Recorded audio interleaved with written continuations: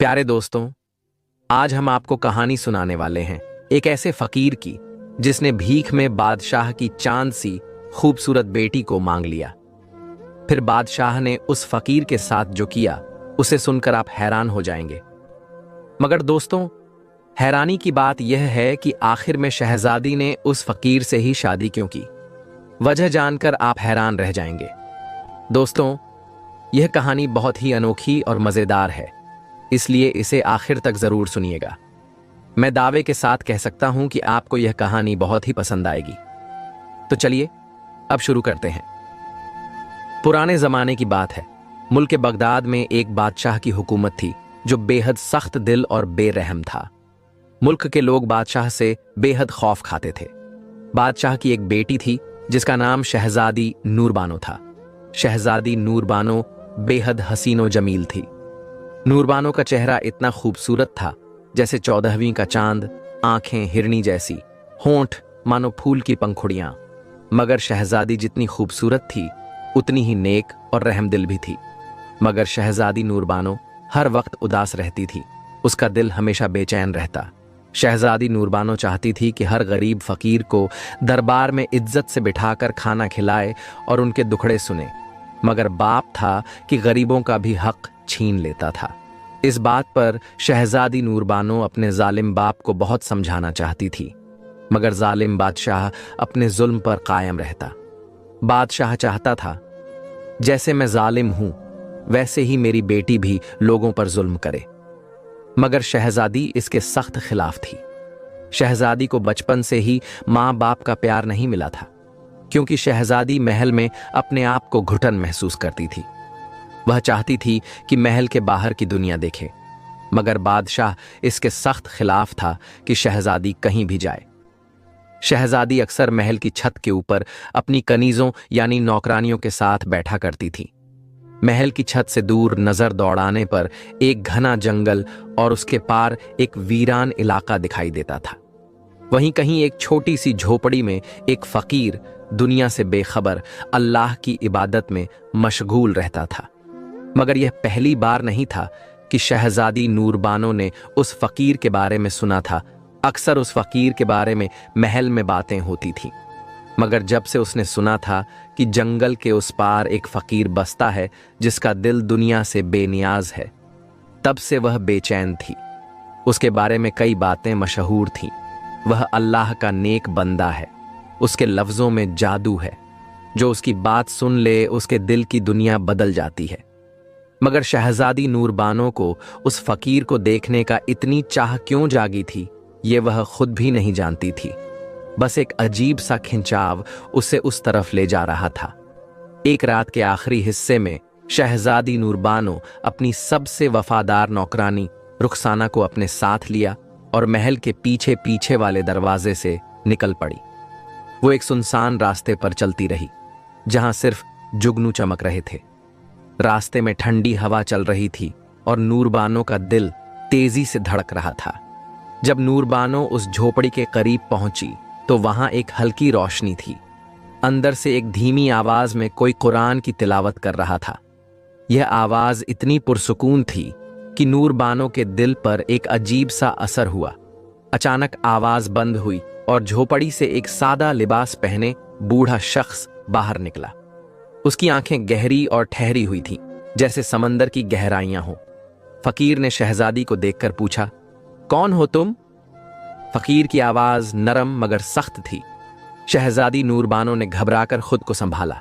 वह नहीं चाहती थी कि उसकी शहजादी होने की पहचान जाहिर हो। शहजादी कहने लगी, मैं एक मुसाफिर हूं, बस आपका दीदार करने के लिए यहां रुक गई। फकीर ने उसे कुछ पल देखा, फिर झोपड़ी के सामने रखी चटाई की तरफ इशारा किया। बैठो, अगर सवाल है तो जवाब भी मिलेगा। शहजादी नूरबानो बैठ गई। फकीर उससे कुछ पूछ नहीं रहा था, लेकिन उसकी खामोशी बहुत कुछ कह रही थी। आप किस चीज की तलाश में हैं? फकीर ने अचानक पूछा। शहजादी ने नजरें झुका लीं। वो खुद भी नहीं जानती थी कि किस चीज की तलाश में यहां तक आ गई थी। फकीर मुस्कुराया। जब तक आंखों में हया जिंदा है तब तक मोहब्बत पाक रहती है। यह सुनकर शहजादी के दिल पर अजीब सा असर हुआ। यह मुलाकात बस कुछ लम्हों की थी, मगर उसने शहजादी की रूह को हिला दिया था। रात आखिरी पहर शहजादी नूरबानो वापस महल में आ गई, मगर अब उसके दिल में एक अजीब सी बेचैनी घर कर गई थी। वो जानती थी कि यह महज एक मुलाकात नहीं थी, यह उसकी जिंदगी का एक नया मोड़ था। महल की ऊंची दीवारों के अंदर शहजादी नूरबानो की जिंदगी वैसी ही थी जैसे किसी परिंदे को सोने के पिंजरे में बंद कर दिया जाए। वो हर वक्त सोचती, आखिर उस फकीर में ऐसा क्या है जो मेरी रूह बेचैन हो गई। उसकी पहली मुलाकात एक तजुर्बा थी, मगर अब उसे एक अजीब सी तलब हो रही थी। शहजादी के दिल में फकीर की आवाज गूंज रही थी, जब तक आंखों में हया जिंदा है तब तक मोहब्बत पाक रहती है। क्या यही मोहब्बत थी? मगर यह कैसा इश्क था जो ना आंखों से बहता ना लफ्जों में ढला। उसका दिल उसे फिर से उस झोपड़ी तक खींच ले गया। जब नूरबानो वहां पहुंची तो फकीर एक चटाई पर बैठा तस्बीह फेर रहा था। वो उसकी मौजूदगी से बेखबर था, मगर शहजादी को ऐसा महसूस हुआ जैसे उसकी हर धड़कन फकीर के लफ्जों के साथ चल रही हो। आप फिर आ गई, फकीर ने बिना उसकी तरफ देखे कहा। शहजादी ठिठक गई। क्या आपको मालूम था कि मैं आऊंगी? फकीर मुस्कुराया। इश्क के रास्ते पर चलने वाले कदमों की आहट मुझे बहुत पहले सुनाई दे जाती है। शहजादी ने झिझकते हुए पूछा, आपको अल्लाह से इतना इश्क कैसे हो गया? फकीर ने गहरी नजर से उसे देखा और कहने लगा, जब दिल दुनिया की मोहब्बत से खाली होता है तो फिर अल्लाह की मोहब्बत उसमें बच जाती है। शहजादी को लगा जैसे वो उसके दिल की गहराइयों को पढ़ रहा हो। शहजादी कहने लगा, और अगर दिल पहले से किसी के मोहब्बत से भर चुका हो? यह सुनकर फकीर चुप हो गया। फिर उसने धीरे से कहा, अगर वो मोहब्बत पाक है तो अल्लाह के करीब ले जाएगी, दूर नहीं। शहजादी का दिल बेकरार होने लगा। ये क्या हो रहा था? क्या वो फकीर से मोहब्बत करने लगी थी? फकीर ने उसकी उलझन को भांप लिया। जो कुछ भी तुम्हारे दिल में है उसे अल्लाह के सामने रखो, वो खुद तुम्हें रास्ता दिखाएगा। उस रात अचानक बारिश होने लगी। शहजादी ने इस अंदाज में पहली बार फकीर को इबादत में डूबा देखा। वो मिट्टी पर सजदा कर रहा था। उसके कपड़े भीग चुके थे, मगर उसके चेहरे पर अजीब सा सुकून था। शहजादी की आंखों से बख्तियार आंसू गिरने लगे। उसे महसूस हुआ कि यह फकीर महज एक इंसान नहीं बल्कि उसके दिल की दुनिया है। शहजादी फिर सुबह होने से पहले महल वापस आ गई। शहजादी नूरबानो यह भी जानती थी, अगर बादशाह को इस बात की कानो कान खबर हो गई तो शहजादी को कत्ल करवा देगा। उस रात शहजादी महल में आके सो न सकी। फकीर का इस तरह से भीगते हुए देखकर उसका दिल फट रहा था। वो काफी देर तक आंसू बहाती रही और दिल से अल्लाह से दुआ मांगी कि या अल्लाह, अगर यह इश्क पाक है तो इसे मुकम्मल कर दे। महल की सुबह हमेशा एक जैसी होती थी। संगमरमर के फर्श पर बिछने वाली गुलाबों की खुशबू, रेशमी पर्दों से छनकर आती हुई धूप और शाही पकवानों की महक। मगर शहजादी के लिए सब कुछ बदल चुका था। वो अपने बिस्तर पर बैठी थी, मगर उसका दिल उस झोपड़ी में अटका हुआ था जहां फकीर सजदे में पड़ा रहता था। उसे हर वक्त वही अल्फाज गूंजते सुनाई देते, अगर मोहब्बत पाक है तो अल्लाह के करीब ले जाएगी, दूर नहीं। उसकी दुनिया अब सिर्फ महल नहीं था, बल्कि वो छोटा सा जंगल भी था जहां मिट्टी से सजी बूढ़ा फकीर का झोपड़ी था। रुखसाना, जो उसकी सबसे वफादार कनीज थी, वो कई दिनों से घबराई हुई थी। एक दिन उसने शहजादी नूरबानो को कांपती हुई कहा, शहजादी साहिबा, यह खतरनाक है। अगर किसी ने देख लिया कि आप हर रात महल से बाहर जाती हैं तो बहुत बड़ा तूफान आ जाएगा। यह सुनकर शहजादी मुस्कुराई। जब दिल किसी की तरफ खींचने लगे तो फिर हर खौफ खत्म हो जाता है। यह सुनकर रुखसाना के माथे पर पसीना आ गया। मगर यह सिर्फ मोहब्बत नहीं है, यह आपकी और उस फकीर की जिंदगी का सवाल है। धीरे धीरे महल में सबको शहजादी के बदले हुए रवैये का एहसास हो रहा था। वो अब ज्यादा चुप रहने लगी थी, न हंसती थी न महल की तफरीह में दिलचस्पी लेती थी। मगर असली हादसा तब हुआ जब एक पहरेदार ने शहजादी को महल के बाहर जाते हुए देख लिया। पहरेदार दौड़कर यह खबर सीधा शहजादी नूरबानो की सौतेली मां मलिका मरियम तक पहुंचा दी।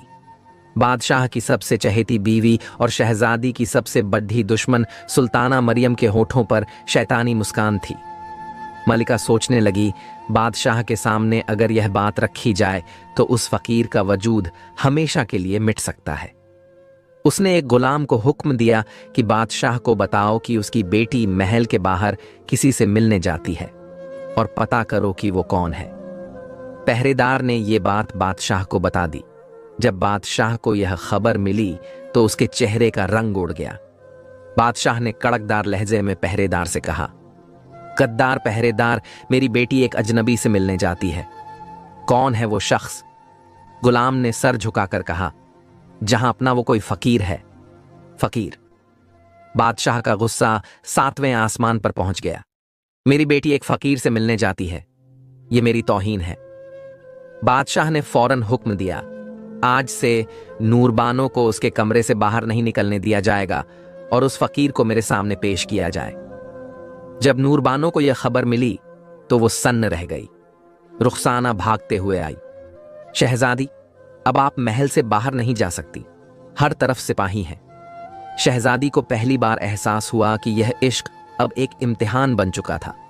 रात को शहजादी ने महल की खिड़की से देखा तो महल के बाहर कुछ सिपाही घोड़ों पर सवार होकर जंगल की तरफ बढ़ रहे थे। ये देखकर शहजादी का दिल जोर जोर से धड़कने लगा, या खुदा ये सिपाही उसे मार डालेगा।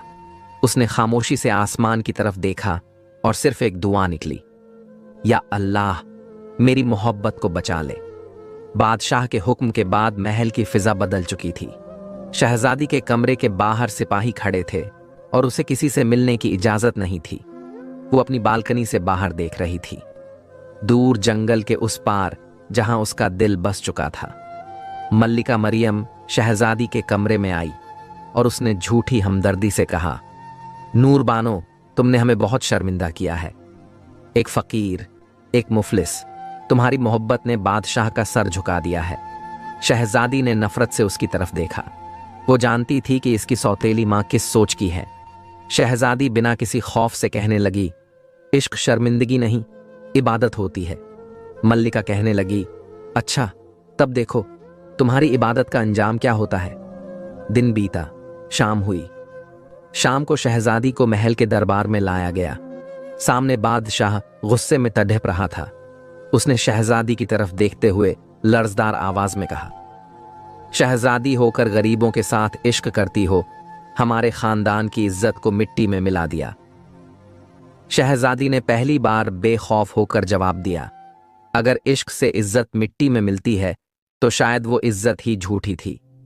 बादशाह ने गुस्से से कांपते हुए कहा, तुम्हारी ये हिम्मत कि तुम हमको जवाब दो, इसकी तुम्हें सख्त से सख्त सजा मिलेगी। बादशाह ने गुलामों से हुक्म दिया, शहजादी को 1 हफ्ते तक महल के अंधेरे तहखाने में रखा जाएगा। उससे सारी शाही सहूलतें छीन ली जाएंगी। अगर वो मोहब्बत से पीछे नहीं हटी तो उसकी शादी एक शहजादे से कर दी जाएगी। शहजादी को उसी वक्त तहखाने में डाल दिया गया। चारों तरफ अंधेरा और ठंडा फर्श। पहली बार उसकी आंखों से आंसू निकले, या अल्लाह, अगर मेरा इश्क सच्चा है तो मेरी रहमत का दरवाजा मत बंद करना। उधर फकीर को भी बादशाह के सिपाहियों ने पकड़ लिया था, मगर फकीर की आंखों में कोई खौफ नहीं था। बादशाह के सिपाही फकीर को घसीटते हुए महल में लाए। जहां पनाह, यही वह फकीर है जिसने शहजादी के दिल को बहका दिया। बादशाह ने हिकारत से फकीर को देखा। एक गरीब, एक मुफलिस मेरे खानदान की इज्जत पर हाथ डालने की हिम्मत कैसे कर सकता है? फकीर ने नरमी से कहा, इश्क हाथ डालने से नहीं, दिल मिलने से होता है। इतने में मल्लिका मरियम आगे बढ़ी और कहा, जहां अपना, अगर इस बूढ़े फकीर जिंदा छोड़ दिया तो यह बगावत और बढ़ेगी। इसे महल के बीचों बीच सबके सामने फांसी दे दी जाए ताकि कोई और आपकी इज्जत पर हाथ डालने की जुर्रत ना करे। बादशाह की आंखों में खून उतर आया और हुक्म देते हुए कहा, इस फकीर को 3 दिन बाद फांसी दी जाएगी। उधर शहजादी को कैद से रिहाई मिल गई थी ताकि वो फकीर को फांसी देते वक्त अपनी आंखों से देख सके। जब शहजादी को यह खबर मिली तो वह पागल हो गई। रुखसाना ने रोते हुए कहा, उसे बचाने का कोई रास्ता नहीं, बादशाह ने अपना हुक्म सुना दिया है, अब कोई उसे रोक नहीं सकता। शहजादी ने आसमान की तरफ देखा।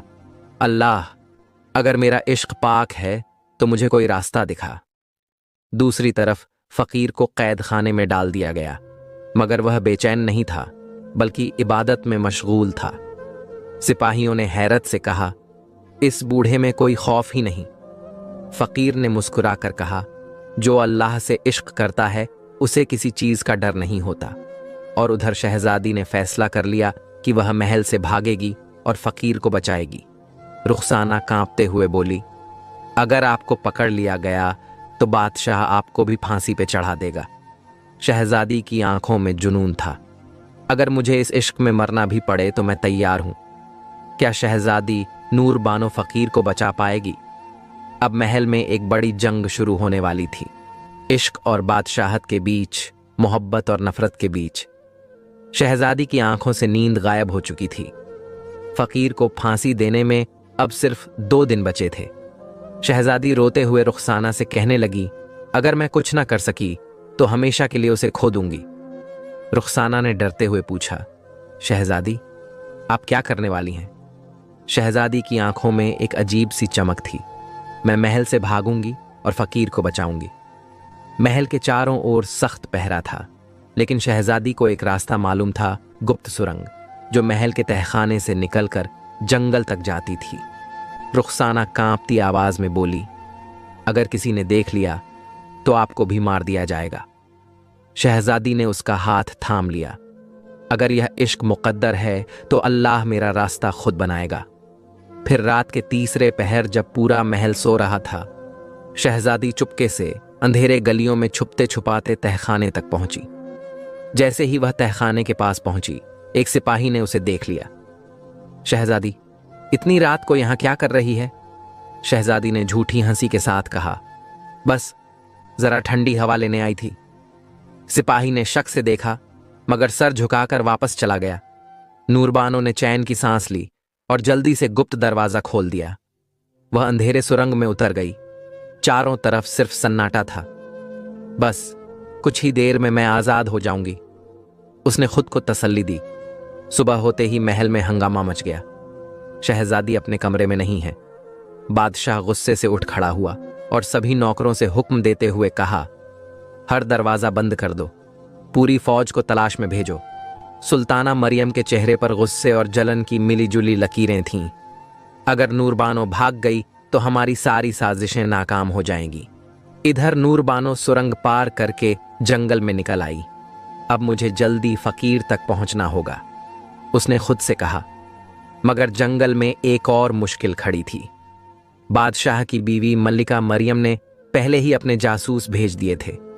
महल की फौज उसके पीछे थी और मौत उसकी मोहब्बत के सामने खड़ी थी। शहजादी नूरबानो तेजी से जंगल की ओर पर दौड़ रही थी। रात का अंधेरा और ठंडी हवा उसकी सांसों की गर्मी से टकरा रही थी, मगर उसके पीछे बादशाह के सिपाही तलवारें लेकर जंगल की तरफ बढ़ रहे थे। शहजादी को जिंदा पकड़ने का हुक्म है, एक सिपाही चीखा।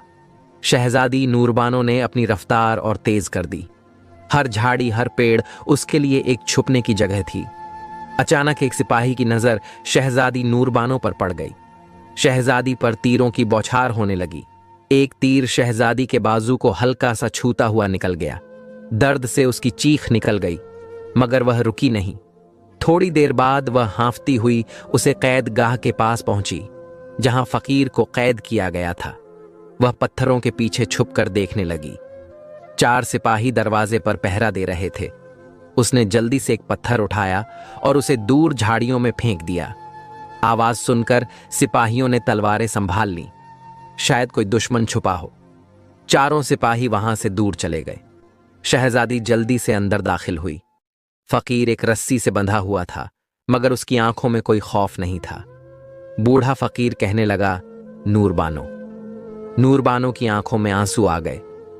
मैं तुम्हें बचाने आई हूं।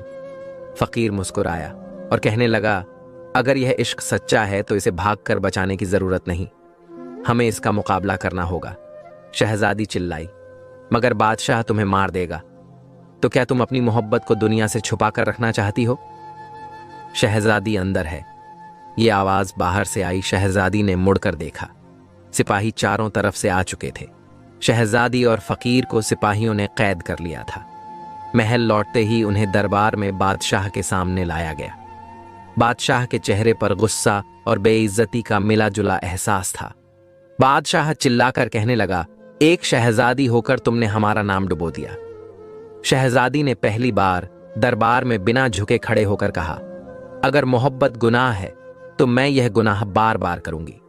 दरबार में हलचल मच गई। मलिका मरियम की आंखों में नफरत चमक उठी। देखा जहां पनाह, यह लड़की आपके हुक्म की परवाह नहीं करती, इसे सजा दीजिए। बादशाह ने फकीर की तरफ देखा। तू एक मुफलिस है, तेरा कोई घर नहीं, कोई ताकत नहीं, फिर भी तू हमारी शहजादी से इश्क करने की हिम्मत करता है। फकीर ने हल्की मुस्कान के साथ कहा, बादशाह, इश्क ताकत से नहीं दिल से किया जाता है। बादशाह की पेशानी पर बल पड़ गए। इस फकीर को सुबह के वक्त जिंदा जलाकर मार दिया जाए। दरबार में सन्नाटा छा गया। शहजादी के चेहरे का रंग उड़ गया। नहीं, मैं उसे मरने नहीं दूंगी, उसने चीख कर कहा। बादशाह ने गुस्से से उसकी तरफ देखा। अगर उसे बचाना चाहती हो तो एक ही रास्ता है, तुम उसे अपने हाथों से मार दो। दरबार में हर कोई हैरान रह गया। फकीर ने शहजादी की आंखों में देखा। यह इश्क की सबसे बड़ी आजमाइश थी। क्या शहजादी अपने इश्क को बचाने के लिए इतनी बड़ी कुर्बानी दे पाएगी? अब इश्क और जिंदगी के बीच एक दर्दनाक फैसला होना था। बादशाह के लफ्ज अभी भी शहजादी के कानों में गूंज रहे थे। अगर उसे बचाना चाहती हो तो अपने हाथों से मार दो। सारा दरबार सन्नाटे में डूबा हुआ था। मलिका मरियम के चेहरे पर एक जहरीली मुस्कान थी, जैसे वह इस इश्क की दर्दनाक मौत देखना चाहती हो। फकीर ने शहजादी की तरफ देखा। अब फैसला तुम्हारे हाथ में है। शहजादी की आंखों से आंसू गिरने लगे। उसने हकलाते हुए कहा, मैं तुम्हें अपने हाथों से कैसे मार सकती हूं? बादशाह तंज से मुस्कुराया। अगर तुम्हारी मोहब्बत इतनी ही सच्ची थी तो अब इसे बचाने का एक ही रास्ता है। फकीर आगे बढ़ा। शहजादी, तुम्हें फैसला करना ही होगा। अगर तुम्हारे हाथों से मरना मेरा मुकद्दर है तो मुझे कबूल है। उसकी आंखों में कोई डर नहीं था। इश्क जब कुर्बानी मांगे तो आशिक पीछे नहीं हटते। शहजादी का पूरा जिस्म कांपने लगा। उसने अपनी बाप की तरफ देखी और बोली, बाबा, आपने हमेशा मुझे अपनी बेटी नहीं, अपनी जागीर समझा। आज मैं आपकी जागीर से आजाद होना चाहती हूं। फिर उसने तलवार उठाई और जमीन पर दे मारी। मैं उसे नहीं मारूंगी। अगर मारना ही है तो हम दोनों मरेंगे। बादशाह की आंखें गुस्से से लाल हो गईं। अगर तुम इतनी जिद्दी हो तो जाओ, मैं तुम्हें इस फकीर से शादी करने की इजाजत देता हूं, मगर एक शर्त पर तुम इस महल को हमेशा के लिए छोड़ दोगी। तुम्हारा कोई नाम नहीं रहेगा, कोई पहचान नहीं रहेगी। तुम्हें इस महल के दरवाजे से ऐसे निकाला जाएगा जैसे कोई नौकर भी नहीं निकाला जाता। दरबार में खलबली मच गई। शहजादी की इतनी बेइज्जती, सुल्ताना मरियम के चेहरे पर फिर से खुशी लौट आई। शहजादी ने लंबी सांस ली। उसने फकीर की तरफ देखा। अगर मेरे इश्क की कीमत जिल्लत है तो मैं उसे भी हंसकर कबूल करूंगी, फकीर ने मुस्कुराकर कहा, और मैं तुम्हारे साथ हर जिल्लत में खड़ा रहूंगा। अगली सुबह शहजादी को सामान उठाने तक की इजाजत नहीं दी गई। सिर्फ एक सादी चादर ओढ़ाकर महल के नौकरों की तरह पीछे के दरवाजे से निकाल दिया गया। महल के बाहर भीड़ इकट्ठी थी। देखो, ये वही शहजादी है जो फकीर के पीछे पागल हो गई। कुछ औरतें हंस पड़ी। अब देखती हूं इश्क का जुनून कब तक रहता है। फकीर ने शहजादी का हाथ थाम लिया। अब यह सफर हमारा है, चाहे यह इश्क हमें जहां भी ले जाए। और वो दोनों इस जालिम दुनिया को छोड़कर एक नई दुनिया की तलाश में निकल पड़े। शहजादी और फकीर को किसी बादशाह की औलाद की तरह नहीं, बल्कि गुलाम की तरह महल से निकाला गया। किसी को भी उनसे हमदर्दी जताने की इजाजत नहीं थी। कोई दोस्त, कोई रिश्तेदार उनके पास नहीं आया। बादशाह के हुक्म से शहजादी और फकीर को पूरे शहर की गलियों में घुमाया गया। देखो, ये वही शहजादी है जिसने अपने बाप की इज्जत को मिट्टी में मिला दिया। लोगों ने उन पर पत्थर फेंके। इश्क में पागल औरत, अब देखो तुम्हारा अंजाम। एक औरत ने अपना थूका हुआ टुकड़ा उनके पैरों की तरफ फेंका। अब यही खाना पड़ेगा। धूप इतनी तेज थी कि शहजादी का जिस्म जलने लगा। थक कर वह एक पेड़ के नीचे बैठ गई। फकीर ने कहा, यही हमारी किस्मत है, लेकिन याद रखना इश्क की राह आसान नहीं होती। मगर कुछ देर बाद बादशाह के सिपाही वहां भी आ गए। तुम यहां भी चैन से नहीं बैठ सकते। सिपाहियों ने उन्हें लाठियों से मारा और वहां से भगा दिया। रात होने को आई थी और दोनों ठंड से कांप रहे थे। तभी एक बूढ़ी औरत उनके पास आई। बेटा, मेरे पास सिर्फ एक छोटी सी झोपड़ी है, लेकिन अगर चाहो तो वहीं ठहर सकते हो। शहजादी की आंखों में आंसू आ गए। अम्मा, हमने तो सोचा था अब कोई हमें अपने दरवाजे के पास भी नहीं भटकने देगा। बूढ़ी औरत ने उनके लिए थोड़ा खाना निकाला। शहजादी और फकीर महीनों बाद इतने सुकून में बैठे थे, मगर यह खुशी ज्यादा देर तक नहीं रही। अगली सुबह महल के सिपाही उस बूढ़ी औरत को गिरफ्तार करने आ पहुंचे। बादशाह का हुक्म है, जो भी इन दोनों की मदद करेगा उसे कैद कर लिया जाएगा। बूढ़ी औरत रोने लगी। मैंने क्या गुनाह किया? बस इंसानियत के नाते इन्हें एक रात पनाह दी थी, मगर किसी ने उसकी एक नहीं सुनी। उसे घसीटकर जेल में डाल दिया गया। बादशाह ने पूरे शहर में ऐलान करवा दिया, अगर किसी ने इन दोनों को खाना दिया, छांव दी, पानी दिया तो वो भी सजा पाएगा। अब शहजादी और फकीर के लिए हर दरवाजा बंद हो चुका था। उनके इश्क को हर गली, हर चौराहे, हर बाजार में ठुकराया जा चुका था। शहजादी और फकीर पूरे शहर में बेसहारा घूम रहे थे। हर तरफ सिर्फ नफरत थी, हिकारत थी। कोई भी उन्हें पनाह देने को तैयार नहीं था। अगर वो किसी दुकान के पास जाते तो दुकानदार गुस्से से देखता, यहां से चले जाओ, वरना बादशाह के सिपाही हमें भी सजा देंगे। 3 दिन हो चुके थे, ना कोई खाना ना पानी। शहजादी का चेहरा पीला पड़ चुका था, उसके होंठ सूख गए थे। शहजादी नूरबानो कहने लगी, मुझसे अब और चला नहीं जाता। वो एक गली के कोने में बैठ गई। फकीर ने उसकी आंखों में देखा। इश्क को इतना कमजोर नहीं होना चाहिए शहजादी, हम जिंदा हैं। जब तक सांसें चल रही हैं तब तक सफर भी जारी रहेगा। फकीर ने शहजादी का हाथ थाम लिया। यह शहर हमारा नहीं है, चलो कहीं दूर चलते हैं, जहां ना कोई बादशाह हो ना कोई जिल्लत। शहजादी ने थकी हुई आंखों से उसकी तरफ देखा। क्या ऐसी कोई जगह बची भी है? फकीर मुस्कुराया। जब इंसान ठान ले तो अपने लिए खुद एक नई दुनिया बना लेता है। शहर से बाहर निकलते ही रेगिस्तान शुरू हो गया। दिन को सूरज की आग, रात को ठंड की हवाएं। दोनों पैदल चलते रहे, मगर शहजादी की हालत दिन ब दिन खराब होती जा रही थी। रात के वक्त जब फकीर कुछ खाने की तलाश में निकला, शहजादी अकेली झाड़ियों के नीचे बैठी रही। तभी 2 भेड़िए उसकी तरफ बढ़ने लगे। उनकी आंखों में चमक थी और उनके पैरों की रफ्तार तेज हो रही थी। शहजादी ने डर के मारे अपनी आंखें बंद कर लीं। तभी अचानक एक तेज पत्थर भेड़िए के सर पर जा लगा। फकीर वापस आ चुका था। उसने एक जलती हुई लकड़ी उठाई और भेड़ियों को दूर भगाया। शहजादी उसकी बाहों में गिर पड़ी। हम यहां मर जाएंगे, हमारा इश्क भी मिट जाएगा। फकीर ने हल्के से उसके माथे पर हाथ रखा। इश्क कभी नहीं मरता नूरबानो, बस एक बार उस जगह पहुंच जाए जहां हमें कोई न जाने, फिर देखना हमारा इश्क कैसा कि जीत कैसे होगी। 3 दिन बाद दोनों एक हरी भरी जगह पर पहुंचे। वहां एक खूबसूरत नहर बह रही थी। चारों तरफ हरियाली थी। फकीर ने हंसते हुए कहा, देखो ये है हमारी नई दुनिया। शहजादी ने अपनी आंखों से आंसू पोंछे।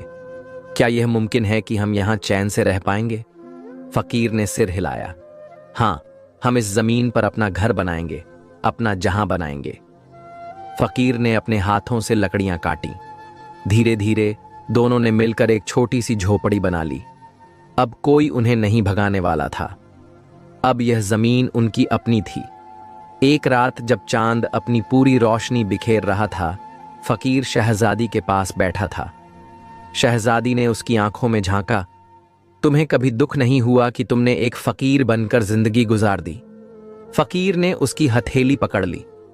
अगर मुझे दुनिया की सबसे बड़ी सल्तनत भी मिलती, तब भी मैं इसे तुम्हारे इश्क के मुकाबले में छोड़ देता।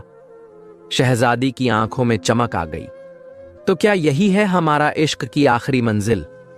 फकीर ने हंसकर कहा, नहीं, इश्क की कोई आखिरी मंजिल नहीं होती। यह तो बस सफर होता है जो बस चलता ही रहता है। और इस तरह एक शहजादी जो कभी एक महल की रानी थी, अब एक फकीर की दुनिया की मल्लिका बन चुकी थी। लेकिन इन दोनों ने मिलकर कुछ ऐसा किया कि बादशाह को हिलाकर रख दिया। नहर के किनारे एक छोटी सी झोपड़ी बनी थी। मिट्टी और लकड़ियों से बनी इस झोपड़ी में फकीर और शहजादी रहने लगे थे। ये वही शहजादी नूरबानो थी जो कभी शाही महलों में रहती थी, जिसके लिए हजारों नौकर चाकर हाजिर रहते थे। लेकिन अब उसकी दुनिया बिल्कुल बदल चुकी थी, मगर उसे इस बदलाव से कोई शिकवा नहीं था। वह अपने फकीर शौहर, जिसका नाम अब्दुल था, उसके साथ खुश थी। अब्दुल हर सुबह जंगल जाता, लकड़ियां काटता और उन्हें शहर में बेचकर रोटी सालन लेकर लौटता। यही उनकी रोजी थी, यही उनकी दुनिया थी। शहजादी नूरबानो भी अब महलों की शहजादी नहीं रही थी। अब वह एक आम औरत की तरह अपने शौहर की मदद करती, झोपड़ी संभालती और उसके लौटने का इंतजार करती। एक दिन जब अब्दुल शहर से लौटा तो नूरबानो ने पूछा, आज बहुत देर कर दी, सब खैरियत? अब्दुल ने मुस्कुराते हुए थैली से रोटी और सालन निकाला और कहा, आज लकड़ियां महंगी बिकी तो सोचा एक मीठी चीज भी ले आऊं। वह शहजादी को कुछ मिठाई देते हुए बोला, तुम्हें याद है जब पहली बार तुम्हें मिठाई खिलाया था? शहजादी हंस पड़ी। हाँ, जब तुम मुझे महल से निकालकर यहां लाए थे, तब मैंने कहा था कि मुझे मीठा बहुत पसंद है। दोनों हंसने लगे और अपनी छोटी सी दुनिया में खुश हो गए। उस रात बारिश बहुत तेज हो रही थी। हवा इतनी तेज थी कि झोपड़ी के दरवाजे से बार बार टकरा रही थी। अब्दुल झोपड़ी के बाहर खड़ा था, बारिश को देख रहा था। शहजादी ने अंदर से आवाज दी, इतनी ठंडी हवा में बाहर मत खड़े रहो, बीमार हो जाओगे। अब्दुल हंसते हुए अंदर आया, लेकिन तभी एक अजीब सी आवाज आई, जैसे कोई छोटा बच्चा रो रहा हो। शहजादी चौंक गई, यह आवाज कैसी है? अब्दुल ने इधर उधर देखा और कहा, शायद कोई जानवर होगा, बारिश में भीग गया होगा। अब्दुल झोपड़ी से बाहर निकला, चारों तरफ नजर दौड़ाई और तभी उसने एक नन्हे से बंदर के बच्चे को देखा। वह ठंड से कांप रहा था, उसकी आंखें बंद थीं और उसके छोटे छोटे हाथ कांप रहे थे। अब्दुल का दिल पिघल गया। उसने उसे गोद में उठाया, अपने चादर में लपेटा और झोपड़ी के अंदर ले आया। शहजादी ने जब वह नन्हा सा बंदर देखा तो उसकी आंखें चमक उठीं। अरे, यह तो बहुत मासूम और प्यारा है। उसने तुरंत कपड़ा लिया और उसे सुखाने लगी। शहजादी ने आग जलाई और शहजादी ने उस नन्हे बंदर को अपने हाथों से सहलाया। नूरबानो बोली, बेचारा बहुत बीमार लग रहा है। अब्दुल ने अपने गीले कपड़े निचोड़ते हुए कहा, अगर हमने इसे छोड़ दिया तो यह नहीं बचेगा। शहजादी नूरबानो ने बंदर के बच्चे को अपने आंचल में लपेट लिया। शहजादी नूरबानो कहने लगी, हम इस बंदर के बच्चे को रख लेते हैं। अब्दुल ने शहजादी की आंखों में देखा, उसमें एक अजीब सी खुशी थी। शायद इस नन्हे जानवर की मासूमियत ने उनके अकेलेपन को भर दिया था। उस रात पहली बार झोपड़ी में 3 जिंदगियां थीं। सुबह की पहली किरण झोपड़ी की दीवारों से छनकर अंदर आ रही थी। नन्हा बंदर अब भी शहजादी की गोद में था, लेकिन अब उसकी आंखें खुल चुकी थीं। वह इधर उधर देखने लगा, जैसे यह नई दुनिया उसे अजीब लग रही हो। शहजादी ने मुस्कुराकर अब्दुल से कहा, देखो, अब तो यह बिल्कुल ठीक लग रहा है। अब्दुल झोपड़ी के कोने में रखी लकड़ियां उठाने लगा और बोला, अब इसे खाना खिलाने का वक्त है। शहजादी ने कुछ दूध एक कटोरी में डाला और बंदर के सामने रख दिया। पहले तो वह डरता रहा, लेकिन जब दूध की खुशबू आई तो धीरे धीरे उसने अपनी छोटी सी जीभ बाहर निकाली और खाने लगा। देखो देखो, कितना प्यारा लग रहा है। शहजादी हंस पड़ी। अब्दुल ने सर हिलाया, हाँ, लेकिन अब यह हमारी जिम्मेदारी भी है। 3 दिन बाद बंदर पूरी तरह से ठीक हो चुका था। अब वह शहजादी और अब्दुल के चारों तरफ उछल कूद मचाने लगा। एक दिन अब्दुल लकड़ियां काटकर वापस आया तो देखा कि झोपड़ी में आटा बिखरा पड़ा था। बंदर चूल्हे के पास बैठा खेल रहा था और शहजादी माथे पर हाथ रखे खड़ी थी। यह सब क्या हो गया? अब्दुल ने हैरानी से पूछा। शहजादी ने गुस्से से बंदर की तरफ इशारा किया। पूछो अपने इस नए मेहमान से। अब्दुल ने हंसते हुए बंदर को गोद में उठा लिया। अरे, ये तो बहुत शरारती निकला। बंदर ने अब्दुल की नाक को छूने की कोशिश की, जैसे अपनी शरारत के लिए माफी मांग रहा हो। शहजादी पहले तो गुस्से में थी, लेकिन जब बंदर ने अपनी मासूम आंखों से उसकी तरफ देखा तो वह भी मुस्कुरा पड़ी। ठीक है, आज माफ किया, लेकिन अगली बार मेरी रसोई से दूर रहना, अब्दुल ने हंसते हुए कहा। अब तो यह हमारे घर का बच्चा बन चुका है। शहजादी ने सिर हिलाया। हाँ, हमारी छोटी सी दुनिया पूरी हो गई है। तुम, मैं और यह नन्हा बंदर। दोनों की हंसी झोपड़ी में गूंज उठी। सुबह की हल्की हल्की ठंडी हवा झोपड़ी के दरवाजे से अंदर आ रही थी। शहजादी ने अंगड़ाई ली और धीरे धीरे उठकर बैठ गई। अब्दुल अभी सो रहा था, लेकिन नन्हा बंदर जाग चुका था। वह खटिया के नीचे से निकला और शहजादी की छोटी पकड़कर खींचने लगा। उफ, ये तो रोज सुबह सुबह मेरी नींद खराब करता है। शहजादी हंस पड़ी और उसकी नन्ही उंगलियों को पकड़कर चूम लिया। बंदर खुश होकर उछल पड़ा और झोपड़ी के बाहर निकल गया। रोशनी अब तेज हो रही थी और चारों तरफ ताजा हवा बह रही थी। अब्दुल अभी भी सो रहा था। शहजादी ने धीरे से उसका माथा छुआ। हल्का सा गर्म था, शायद थकान की वजह से। शहजादी ने सोचा, इन्हें आज आराम करने देना चाहिए, और चुपचाप उठकर बाहर आ गई। बंदर अब झोपड़ी के पास रखे लकड़ी के ढेर में से एक एक टहनी निकालकर फेंक रहा था। शहजादी ने उसे घूर कर देखा, लेकिन वह शरारती हंसी हंसते हुए भाग गया। तुम्हारी यह शरारतें कभी नहीं खत्म होंगी, शहजादी ने मुस्कुराकर कहा और झोपड़ी के बाहर रखे कपड़े धोने लगी। थोड़ी देर बाद अब्दुल भी उठ गया। उसने शहजादी को देखा और पास आकर कहा, आज शहर जाना है, लकड़ियां बेचने के लिए। शहजादी ने सर हिलाया। ठीक है, लेकिन तुम जल्दी आना। अब्दुल शहर चला गया और शहजादी झोपड़ी में अकेली रह गई। इधर बंदर का बच्चा खेलते खेलते शहर की तरफ चला गया। उसे पानी बहुत पसंद था। वह पानी की लहरों को देख रहा था कि तभी उसकी नन्ही आंखों में डर उतर आया। किसी ने उसे देख लिया था। नहर के किनारे एक बड़ी सी छाया थी। एक काला, बड़ा और ताकतवर बंदर वहां खड़ा था। ये कोई मामूली बंदर नहीं था। उसकी आंखों में गुस्सा और सवाल दोनों थे। बंदर का बच्चा कांप गया। उसका दिल जोर जोर से धड़कने लगा। उस बंदर ने बच्चे को गौर से देखा, फिर तेजी से पीछे मुड़ा और जंगल की ओर भागा। वह सीधे अपने कबीले की ओर जा रहा था। कुछ ही देर में वह जंगल की गहराइयों में पहुंच चुका था। वहां एक बहुत बड़ी चट्टान पर एक खूबसूरत मगर ताकतवर बंदरियां बैठी थीं। उसकी आंखें तेज और चालाक थीं। वह बंदरों की रानी थी। बड़ा बंदर हांफते हुए बोला, महारानी। महारानी बोली, क्या बात है? बड़ा बंदर बोला, आपका बेटा जिंदा है। बंदरों की रानी चौंक गई। क्या मेरा बच्चा जिंदा है? ये कैसे मुमकिन है? मैंने खुद देखा, वह इंसानों के बीच रह रहा है। बंदरों की रानी की आंखें लाल हो गईं। इंसानों ने मेरे बच्चे को कैद कर रखा है। हम ये बर्दाश्त नहीं कर सकते। फिर बंदरों की रानी ने पूरे कबीले को इकट्ठा किया। हम अपने शहजादे को वापस लाने के लिए लड़ेंगे। शाम हो चुकी थी। अब्दुल लकड़ियां लेकर लौट आया था। शहजादी दरवाजे के पास बैठी थी। अब्दुल ने पूछा, क्या हुआ? इतनी चुप क्यों हो? शहजादी ने धीरे से कहा, आज अजीब बेचैनी हो रही है। अब्दुल ने उसकी तरफ देखा। कोई बुरा सपना देखा? शहजादी ने सर हिला दिया। नहीं, लेकिन नन्हा बंदर बहुत चुप था। पहले ऐसा कभी नहीं हुआ। अब्दुल ने झोपड़ी के अंदर देखा। बंदर सहमा हुआ एक कोने में बैठा था। उसे भी लग रहा था कि कोई खतरा आ रहा है। रात गहरी हो चुकी थी। चारों तरफ सन्नाटा था। झोपड़ी के बाहर बस नहर के पानी की आवाज आ रही थी।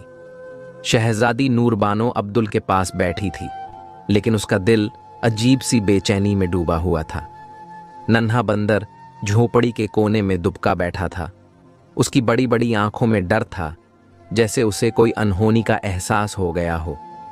अब्दुल ने लकड़ियों से जलती हुई आग को और तेज किया ताकि रात की ठंड से बचा जा सके, लेकिन शहजादी की नजर बार बार झोपड़ी के दरवाजे की तरफ जा रही थी। तुम इतनी परेशान क्यों हो?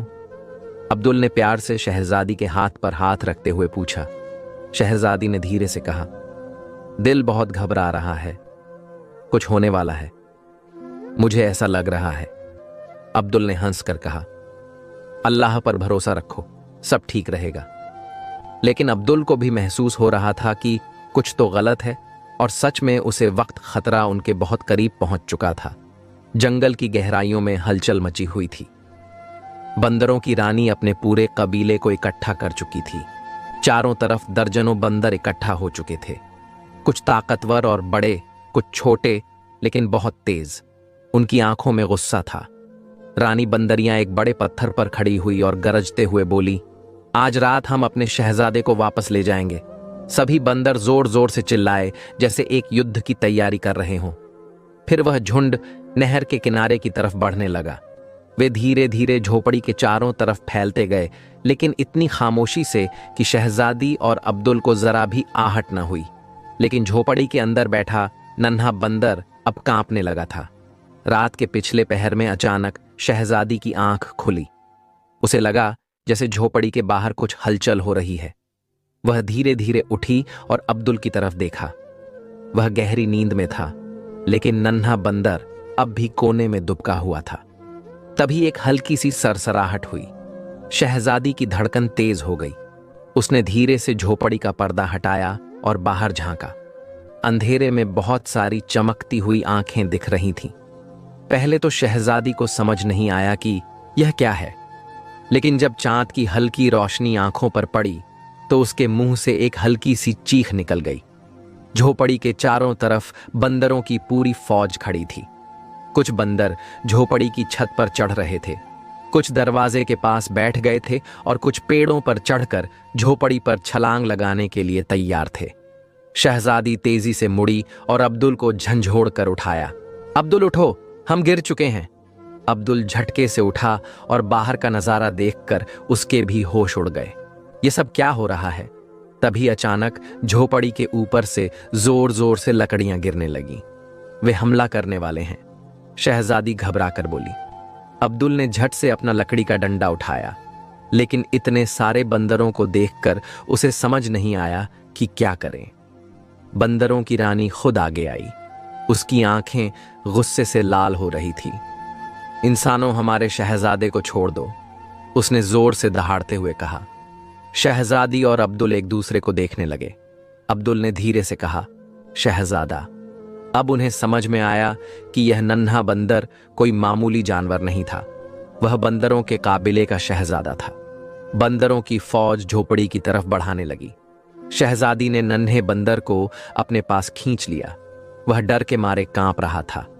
अब्दुल ने झोपड़ी के दरवाजे पर खड़े होकर कहा, हमने इसे कैद नहीं किया, हमने इसकी जान बचाई है। लेकिन बंदर गुस्से में चिल्लाने लगे। रानी बंदरिया ने कहा, हम कुछ नहीं सुनेंगे, हमें अपना बच्चा वापस दो। तभी नन्हा बंदर धीरे धीरे आगे बढ़ा। उसकी आंखों में आंसू थे। वह अपनी मां को देख रहा था, लेकिन पीछे मुड़कर अब्दुल और शहजादी की तरफ भी देख रहा था। वह फैसला नहीं कर पा रहा था कि उसे जाना चाहिए या नहीं। झोपड़ी के चारों तरफ बंदरों की फौज खड़ी थी। चारों तरफ गुस्से से भरी लाल आंखें चमक रही थीं। रानी बंदरियां अपने शहजादे को वापस लेने के लिए उतावली थीं और उसके साथ आई बंदर किसी भी वक्त हमला करने को तैयार थे। अब्दुल ने नन्हे बंदर को अपनी बाहों में ले लिया और रानी बंदरियां की तरफ देखा। हमने इसे कैद नहीं किया, बल्कि इसकी जान बचाई है। अगर इसे हमारे साथ रहना पसंद है तो हम इसे जबरदस्ती नहीं रोकेंगे, लेकिन यह तय करने का हक इसे खुद होना चाहिए। बंदरों ने गुस्से में गुर्राते हुए झोपड़ी की लकड़ियों को हिलाना शुरू कर दिया। शहजादी घबराकर अब्दुल के पास आ गई। नन्हा बंदर बीच में खड़ा हो गया। उसकी आंखें मां को देख रही थीं, लेकिन उसके छोटे छोटे हाथ शहजादी की तरफ बढ़ रहे थे। वह दोनों के बीच फंसा हुआ था। रानी बंदरियां जोर से गरजी, बेटा, तुम्हें हमारे साथ चलना होगा। लेकिन नन्हा बंदर डर से पीछे हट गया। उसने शहजादी की गोद में जाकर मुंह छुपा लिया। शहजादी ने उसे सहलाते हुए कहा, अगर यह नहीं जाना चाहता तो इसे जबरदस्ती मत ले जाओ। ये कोई चीज नहीं, ये एक मासूम जान है। रानी बंदरिया की आंखों में पहले गुस्सा था, फिर हल्की सी मायूसी छा गई। उसने अपने कबीले की तरफ देखा। बंदर बेचैन थे। वे इंसानों पर भरोसा नहीं कर सकते थे। तभी कबीले का एक बद्धा और ताकतवर बंदर जोर से चिल्लाया, अगर यह बच्चा हमारे साथ नहीं जाना चाहता तो हमें अपनी ताकत दिखानी होगी, हमें इन्हें सजा देनी होगी। फिर अचानक एक जोरदार हमला हुआ। बंदर झोपड़ी की दीवारों पर चढ़ने लगे। कुछ ने ऊपर से लकड़ियां गिरनी शुरू कर दी, कुछ दरवाजे को धक्का देने लगे। शहजादी चीख पड़ी, अब्दुल ये हमें मार डालेंगे। अब्दुल ने जल्दी से एक जलती हुई लकड़ी उठाई और दरवाजे के पास जाकर लहराने लगा। पीछे हटो, वह जोर से चिल्लाया। बंदर थोड़े पीछे हटे, लेकिन फिर और भी गुस्से में आकर चिल्लाने लगे। नन्हा बंदर डर के मारे कांप रहा था। उसने अपनी मां की तरफ देखा, फिर अब्दुल और शहजादी की तरफ। आखिरकार वह हिम्मत करके आगे बढ़ा और अपनी मां के सामने जाकर जोर से चीखा, रुको। सारे बंदर चौंक गए। रानी बंदरिया ने अपने बच्चे को ध्यान से देखा। नन्हे बंदर की आंखों में आंसू थे, लेकिन वह डर के बावजूद मजबूती से खड़ा था। मां, इन्हीं लोगों ने मेरी जान बचाई थी। अगर यह ना होते तो मैं जिंदा ना होता। ये बुरे लोग नहीं हैं। रानी बंदरिया हक्का बक्का रह गई। उसे याद आया कि उस तूफानी रात को उसका बच्चा अचानक गायब हो गया था। वह दिन रात उसे ढूंढ रही थी, लेकिन कहीं भी कोई निशान नहीं मिला था। अब जब उसका बच्चा खुद कह रहा था कि इन्हीं इंसानों ने उसकी जान बचाई थी, तो वह क्या कह सकती थी। उसने गहरी सांस ली और अपने कबीले को इशारा किया। सारे बंदर धीरे धीरे शांत होने लगे। फिर वह अब्दुल और शहजादी की तरफ बढ़ी। अब्दुल ने शहजादी को पीछे किया, लेकिन रानी बंदरिया ने नरमी से कहा, हम गलत समझ बैठे थे, हमें माफ कर दो। फैसले की घड़ी खत्म हो चुकी थी। अब जंग नहीं, बल्कि दोस्ती की शुरुआत होने वाली थी। रानी बंदरिया की बात सुनकर अब्दुल और शहजादी दोनों ने राहत की सांस ली। हमला टल चुका था। झोपड़ी के चारों ओर खड़े बंदर धीरे धीरे शांत होने लगे। नन्हे बंदर ने अपनी मां के पास जाकर उसके पैरों को पकड़ लिया और प्यार से उसकी ओर देखा। रानी बंदरिया ने उसे अपनी बाहों में भर लिया, उसकी पीठ सहलाई और फिर अब्दुल और शहजादी की ओर देखा। तुमने मेरे बेटे को बचाया। हमें तुमसे दुश्मनी नहीं करनी चाहिए थी। हम बहुत शर्मिंदा हैं, शहजादी ने मुस्कुराते हुए कहा। अब सब कुछ ठीक हो गया है। आखिर तुम भी एक मां हो। तुम्हारा डरना जायज था, लेकिन तुम्हें हम पर भरोसा करना चाहिए था। रानी बंदरिया सिर झुकाकर सोच में पड़ गई। फिर बोली, शुक्रगुजार हूं कि तुमने मुझसे नफरत नहीं की। मैं तुम्हें अपने इलाके में आने की दावत देती हूं। हमारे कबीले का मेहमान बनोगे। अब्दुल और शहजादी ने एक दूसरे को देखा। अब्दुल ने सर हिलाया और कहा, अगर हमारी मेहमान नवाजी का जवाब दोस्ती से मिलेगा तो हमें खुशी होगी। रानी बंदरिया ने अपने कुछ बंदरों को इशारा किया। वे आगे बढ़े और अब्दुल शहजादी को अपने साथ चलने का इशारा किया। नन्हे बंदर खुशी से उछलता कूदता उनके आगे आगे चलने लगा। वे जंगल की गहराइयों में उतरते चले गए। अब्दुल और शहजादी के लिए यह दुनिया बिल्कुल नई थी। यहां की हर चीज अलग और अनोखी थी। ऊंचे ऊंचे घने पेड़ जिनकी डालियां बादलों को छू रही थीं, उनके नीचे लताओं और बेलों का जाल बिछा था। बड़ी बड़ी चट्टानों के बीच से छोटी छोटी नदियां बह रही थीं, जिनका पानी इतना साफ था कि तल्ली में पड़े पत्थर तक दिखते थे। चारों ओर रंग बिरंगे पक्षियों की आवाजें गूंज रही थीं। हवा में फूलों की खुशबू तैर रही थी। जगह जगह छोटे छोटे झरने गिर रहे थे, जिनका पानी सूरज की रोशनी में चमक रहा था। शहजादी ने चारों तरफ नजर दौड़ाई और बोली, यह जगह किसी जादुई दुनिया से कम नहीं। अब्दुल ने सहमति में सिर हिलाया। हां, यहां की हवा तक में एक अजीब सा सुकून है। थोड़ी दूर चलने के बाद वे एक खुली जगह पर पहुंचे। वहां बड़े बड़े पेड़ों की दरख्तों पर लकड़ी और पत्तों से बने छोटे छोटे घर लटक रहे थे। इन घरों के बीच रस्सियों जैसी बेलों के पुल बनाए गए थे, जिन पर छोटे बंदर कूदते फांदते आ जा रहे थे। बंदरों के इस गांव में चारों ओर हलचल थी। कुछ बंदर फल इकट्ठा कर रहे थे, कुछ ऊंची शाखाओं पर बैठे बातें कर रहे थे और कुछ खेल कूद में मस्त थे। जैसे ही अब्दुल और शहजादी वहां पहुंचे, बंदर थोड़े हैरान हुए।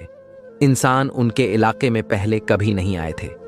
रानी बंदरिया ने आगे बढ़कर ऊंची आवाज में कहा, डरो मत, यह हमारे मेहमान हैं। इन्होंने हमारे शहजादे की जान बचाई है।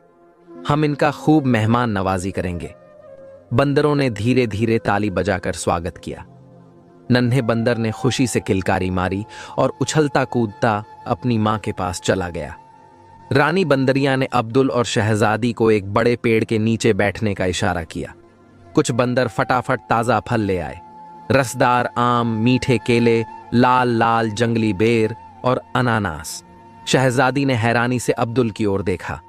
हमें यह मौका जिंदगी में शायद फिर कभी न मिले। हमें खूब मजे लेकर खाना चाहिए। अब्दुल ने मुस्कुराते हुए एक पका हुआ आम उठाया और खाने लगा। आम का स्वाद बेहद मीठा था। शायद उतना मीठा आम अब्दुल ने पहले कभी नहीं चखा था। खाने के बाद रानी बंदरिया ने अब्दुल को जंगल घुमाने का फैसला किया। वह उन्हें एक ऊंची पहाड़ी की तरफ ले गई। जब वे पहाड़ी के ऊपर पहुंचे तो अब्दुल की नजर नीचे गई और वह अचानक ठिठक गया। नीचे दूर दूर तक फैले लाल चंदन के पेड़ों का एक घना जंगल था। अब्दुल की आंखें चौड़ी हो गईं। शहजादी ने भी देखा और हैरान रह गई। इतने सारे लाल चंदन के पेड़। रानी बंदरिया ने हंसते हुए पूछा, तुम इन्हें देखकर इतने हैरान क्यों हो? अब्दुल ने धीरे से कहा, क्योंकि यह लकड़ी सोने के दाम बिकती है। रानी बंदरिया ने हल्का सा सिर झुकाया। अगर यह इतना कीमती है तो यह तुम्हारा हुआ। अब्दुल और शहजादी ने एक दूसरे को देखा। रानी बंदरिया की बात सुनकर अब्दुल और शहजादी दोनों को यकीन नहीं हो रहा था। इतने सारे लाल चंदन के पेड़ और यह सब उन्हें मिल रहा था। अब्दुल ने गहरी सांस ली और दूर तक फैले जंगल को देखा। लाल चंदन की लकड़ी दुनिया की सबसे कीमती लड़कियों में से एक थी। यह सिर्फ अमीरों के महलों और राजाओं के लिए इस्तेमाल होती थी। रानी बंदरिया ने हंसते हुए कहा, यह जंगल हमारा है, लेकिन हमें इसकी लकड़ियों की कोई जरूरत नहीं। तुम्हारे लिए यह कीमती है तो इसे ले जाओ। यह तुम्हारा हुआ। शहजादी की आंखों में चमक आ गई। अब्दुल, क्या तुम भी वही सोच रहे हो जो मैं सोच रही हूं? अब्दुल मुस्कुराया। हां नूरबानो, अब हमारे पास दुनिया बदलने का मौका है। अब्दुल और शहजादी को अब यह तय करना था कि इस मौके का सही इस्तेमाल कैसे किया जाए। रानी बंदरिया के कहने पर उनके कुछ वफादार बंदर अब्दुल और शहजादी के साथ जंगल के दूसरे किनारे तक गए, जहां से इंसानों का इलाका शुरू होता था। अब्दुल ने अपने पुराने जानने वाले लकड़ी का कारोबार करने वाले के व्यापारी से मुलाकात की। वह व्यापारी एक आम लकड़ी का सौदागर था, लेकिन जब अब्दुल ने उसे लाल चंदन की लकड़ी दिखाई तो उसकी आंखें फटी की फटी रह गईं। इतनी शानदार लकड़ी कहां से मिली तुम्हें? अब्दुल ने मुस्कुराकर कहा, यह मेरा राज है। मैं चाहता हूं कि हम इस लकड़ी का सौदा करें, लेकिन यह मत समझना कि मैं कोई मामूली सौदागर हूं। यह लकड़ी अनमोल है और मैं इसकी सही कीमत चाहता हूं। व्यापारी ने पहले अब्दुल को हल्के में लेने की कोशिश की, लेकिन जब अब्दुल ने और लकड़ी दिखाई तो वह समझ गया कि यह कोई मजाक नहीं है। आखिरकार सौदा तय हो गया। अब्दुल ने अपनी पहली खेप में ही इतना पैसा कमा लिया जितना उसने कभी सोचा भी नहीं था। पहला सौदा होते ही अब्दुल और शहजादी ने ठान लिया कि अब वे अपने नहर किनारे वाली झोपड़ी को छोड़कर कुछ बड़ा बनाएंगे। अब्दुल ने शहर के बेहतरीन कारीगरों को बुलाया और नहर के किनारे एक शानदार महल बनाने की तरकीब बनाई। धीरे धीरे मजदूर आए, कारीगर आए और देखते ही देखते एक बड़े आलीशान महल की संगे बुनियाद रखी गई। शहजादी ने भी अपना हुनर दिखाया। उसे हीरों और जवाहरात की परख बचपन से थी। जब अब्दुल ने उसे सोने और हीरे खरीदने के लिए पैसा दिया तो उसने सबसे बढ़िया और बेशकीमती हीरे खरीदे और उनका कारोबार शुरू कर दिया। अब अब्दुल लकड़ी का सबसे बड़ा सौदागर बन चुका था और शहजादी हीरों की सबसे बड़ी कारोबारी। अब्दुल ने यह सब पाकर अपनी दोस्ती नहीं भूली।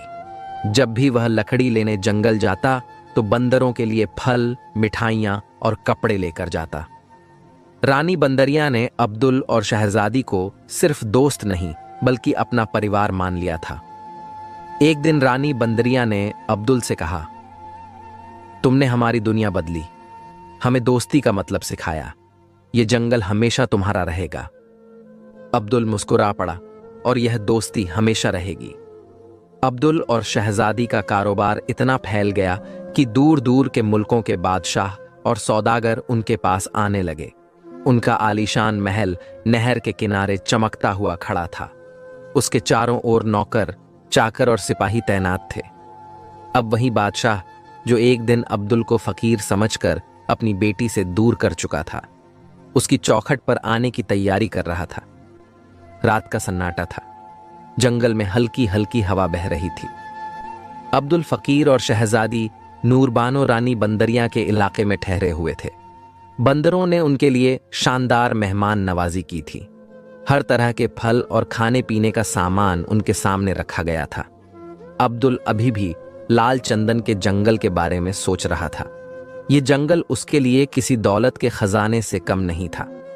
उसने शहजादी की ओर देखा जो एक सुनहरे सेब को हाथ में पकड़े गहरी सोच में थी। क्या सोच रही हो? अब्दुल ने धीरे से पूछा। शहजादी ने मुस्कुराकर जवाब दिया, सोच रही हूं कि अल्लाह हमें कहां से कहां ले आया। अब्दुल ने गहरी सांस ली और कहा, हां, लेकिन यह सब हमारी मेहनत और सब्र का नतीजा है और अब हमें आगे बढ़ाना है। सुबह होते ही अब्दुल ने रानी बंदरिया से इजाजत मांगी कि वह इस जंगल की लकड़ियां लेकर शहर जाना चाहता है। रानी बंदरिया ने तुरंत हुक्म दिया कि बंदर उसके लिए लाल चंदन की लकड़ियों काट कर जमा करें। कुछ ही घंटों में सैकड़ों लाल चंदन की लकड़ियां अब्दुल के सामने रखी थीं। वह खुशी से शहजादी की ओर देखने लगा। शहजादी, अब हमें इन लकड़ियों को सही जगह पहुंचाना होगा। यह लकड़ियां सोने के भाव बिकती हैं। शहजादी मुस्कुराई, तो फिर देर किस बात की?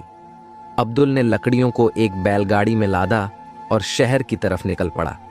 शहर में पहुंचकर जब उसने लकड़ियां बेचने की कोशिश की तो पहले तो लोग यकीन नहीं कर रहे थे, लेकिन जब एक अमीर सौदागर ने लकड़ियों की असलीपन को देखी तो उसकी आंखें चमक उठीं। ये तो असली लाल चंदन है। ये लकड़ी तो राजाओं और अमीरों के दरबारों में इस्तेमाल होती है, सौदागर ने कहा। अब्दुल ने हल्की मुस्कान के साथ कहा, तो फिर सौदा कर लेते हैं। सौदागर ने तुरंत भारी कीमत चुकाई और अब्दुल ने पहले ही बिक्री में इतना पैसा कमा लिया जितना वह कभी सोच भी नहीं सकता था। जब अब्दुल घर लौटा तो उसके पास सोने की मोहरों से भरी एक थैली थी। शहजादी ने खुशी से उसकी तरफ देखा और कहा, यह तो बस शुरुआत है। शहजादी को हीरों की परख बहुत अच्छी थी। उसके पास एक खास हुनर था जिससे वह असली और नकली हीरे में फर्क कर सकती थी। अब्दुल ने उससे कहा, अगर हम हीरों का कारोबार शुरू करें तो कैसा रहेगा? अब्दुल ने चौंक कर उसकी तरफ देखा, फिर मुस्कुराकर कहा, यह तो शानदार होगा, लेकिन हमें सही खरीदो फरोख्त करने वाले ढूंढने होंगे। अब्दुल फकीर और शहजादी ने धीरे धीरे अलग अलग मुल्कों के सौदागरों से मुलाकात की और हीरों का कारोबार भी शुरू कर दिया। अब उनका कारोबार दिन ब दिन बढ़ता जा रहा था। वे अमीर से अमीर होते जा रहे थे, लेकिन उनके दिलों में अब भी वही सादगी थी जो एक झोपड़ी में रहने के दौरान थी। कुछ ही महीनों में अब्दुल और शहजादी इतने अमीर हो चुके थे कि उन्होंने उसी नहर के किनारे एक आलीशान महल बनवाने का फैसला किया। हमने इसी जगह से शुरुआत की थी, अब यही हमारी बादशाहत होगी। महल बनकर तैयार हुआ तो उसकी खूबसूरती देखने लायक थी। संगमरमर की दीवारें, सोने से जड़े हुए दरवाजे और चारों तरफ बाग बगीचे। अब अब्दुल और शहजादी सिर्फ जंगल के फकीर नहीं थे, वे इतने बड़े सौदागर बन चुके थे कि बड़े बड़े बादशाह भी उनके दरबार में आने लगे थे। एक दिन शहजादी अपने आलीशान महल की बालकनी में खड़ी थी। हवा उसकी जुल्फों से खेल रही थी। अब्दुल पीछे आया और उसके पास खड़ा हो गया। शहजादी ने धीरे से कहा, सोच भी नहीं सकती थी कि हम यहां तक पहुंच जाएंगे। अब्दुल ने उसके कंधे पर हाथ रखा। अल्लाह की मर्जी थी और हमारा सब्र। शहजादी ने उसकी आंखों में देखा और हल्की मुस्कान के साथ कहा, हां, लेकिन हमने जो तकलीफें सही हैं उन्हें मैं कभी नहीं भूल सकती और ना ही हमें भूलनी चाहिए। दूर नहर का पानी अब भी बह रहा था, लेकिन अब उसके किनारे एक झोपड़ी नहीं बल्कि एक बादशाहों जैसा महल खड़ा था। नहर किनारे बना नया महल अब अपनी रौनक बिखेरने लगा था। रात के वक्त जब चांद की हल्की रोशनी महल की सफेद संगमरमर की दीवारों पर पड़ती तो ऐसा लगता मानो पूरा महल चमक रहा हो। हर तरफ बाग बगीचे, फव्वारे और नहर से गुजरती ठंडी हवाएं इस जगह को और भी खूबसूरत बना रही थीं। अब्दुल और शहजादी के पास अब हर तरह की दौलत थी, लेकिन उनके दिलों में वही सादगी बरकरार थी। वे अब भी दूसरों की मदद करने से पीछे नहीं हटते थे। महल पूरा तैयार होने के बाद अब्दुल और शहजादी ने एक शानदार महफिल का इंतजाम किया। इस महफिल में शहर के सबसे अमीर सौदागर, बड़े व्यापारी और मुल्क के वजीर तक शामिल हुए। महल के बड़े बड़े हॉल में झूमर की रोशनी पड़ रही थी, जिससे पूरा माहौल बेहद शाही लग रहा था। हर मेहमान की खिदमत में बेहतरीन खाना पेश किया जा रहा था। शाही पुलाव, मीठे पकवान और हर तरह की मशहूर और लजीज खाने। बड़े बड़े अमीरों की नजरें अब्दुल और शहजादी पर जमी थीं। यह वही फकीर है जो एक वक्त में झोपड़ी में रहा करता था। हैरान करने वाली बात है, इस आदमी ने कुछ ही महीनों में इतनी तरक्की कैसे कर ली। लोगों की बातें जारी थीं, लेकिन अब्दुल और शहजादी सिर्फ मुस्कुरा रहे थे। वे जानते थे कि यह सब उनकी मेहनत और अल्लाह की रहमत से मुमकिन हुआ था। अब अब्दुल सिर्फ एक व्यापारी नहीं, बल्कि पूरे शहर का सबसे बड़ा सौदागर बन चुका था। हर कोई उससे कारोबार करने की ख्वाहिश रखता था। उसके पास इतनी दौलत थी कि बड़े बड़े बादशाह भी उससे उधार लेने के बारे में सोचने लगे थे। शहजादी भी कारोबार में पीछे नहीं थी। उसने हीरों की परख में इतनी महारत हासिल कर ली थी कि मुल्क के सबसे बड़े हीरा व्यापारी भी उससे राय लेने आते थे।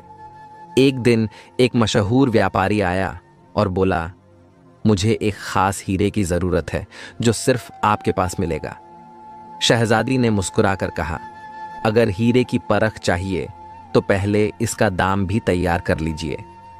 उसने जैसे ही एक खास हीरा व्यापारी दिखाया, वह देखते ही हैरान रह गया। यह तो बेशकीमती है, मैं इसे किसी भी कीमत पर खरीदने को तैयार हूं। शहजादी ने हल्की मुस्कान के साथ अब्दुल की तरफ देखा। वे दोनों जानते थे कि अब उनका नाम सिर्फ शहर में ही नहीं, बल्कि दूर दराज मुल्कों तक पहुंचने लगा था। अब ऐसा वक्त आ गया था कि बादशाह भी शहजादी और अब्दुल को अपने दरबार में बुलाने लगे थे। उन्हें महल में खास मेहमानों की तरह नवाजा जाता था। एक दिन एक पड़ोसी बादशाह ने अब्दुल को अपने दरबार में बुलाया और कहा, तुम जैसा सौदागर मैंने पहले कभी नहीं देखा। क्या तुम हमारे मुल्क में भी अपना कारोबार फैलाना चाहोगे? अब्दुल ने मुस्कुराकर कहा, जहां इजाजत मिले वहीं कारोबार फलता फूलता है। अब शहजादी का नाम सिर्फ शहर तक सीमित नहीं था, बल्कि वह अलग अलग मुल्कों में भी कारोबार फैलाने लगा था। इतनी दौलत और शोहरत मिलने के बावजूद शहजादी का दिल आज भी वैसा ही था।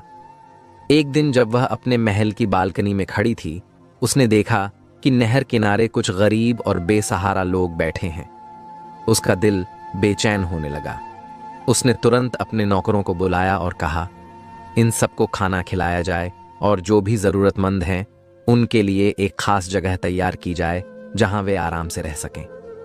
अब्दुल ने शहजादी की यह दरिया दिली देखी तो उसकी आंखों में एक अलग चमक आई। तुम आज भी वही शहजादी हो जो महल से निकाले जाने के बाद भी मुझसे कह रही थी कि हम बस खुश रहे। शहजादी ने अब्दुल का हाथ थामते हुए कहा, और तुम वही अब्दुल हो जो फकीरी में भी राजा जैसा महसूस करते थे। अब अब्दुल और शहजादी न सिर्फ अमीर हो चुके थे, बल्कि उनकी दरिया दिली की वजह से पूरे शहर में उनकी इज्जत की जाती थी। लोग उनकी मिसाल देते थे। उनकी नहर किनारे की झोपड़ी अब एक आलीशान महल बन चुकी थी और वे खुद फकीर से बादशाह बन चुके थे। लेकिन असली खुशी इस बात की थी कि उनके पास जो भी था वह उन्होंने मेहनत और ईमानदारी से कमाया था। दूर नहर बह रही थी और हवाएं आज भी उसी तरह चल रही थीं। लेकिन अब हवाएं अब्दुल और शहजादी के महल की बालकनी में आकर उन्हें यह एहसास दिलाती थी कि अल्लाह की रहमत जब बरसती है तो वह इंसान को कहां से कहां पहुंचा देती है। उधर जालिम बादशाह का शाही महल जो कभी रोशनी और रौनक से भरपूर था, अब वीरान और सुनसान सा लगने लगा था। हर तरफ मायूसी, बेचैनी और अफरा तफरी का माहौल था। महल की चमकती हुई दीवारें अब धुंधली पड़ने लगी थीं और बाग बगीचों में पहले जैसी हरियाली नहीं रही थी। फव्वारे जो दिन रात बहते थे अब सूख चुके थे। बादशाह अपने तख्त पर बैठा था, लेकिन उसकी आंखों में अब पहले जैसा रौब नहीं था। उसके चारों ओर बैठे वजीर भी परेशान नजर आ रहे थे। महल में अजीब सी खामोशी थी, जैसे किसी तूफान से पहले का सन्नाटा हो।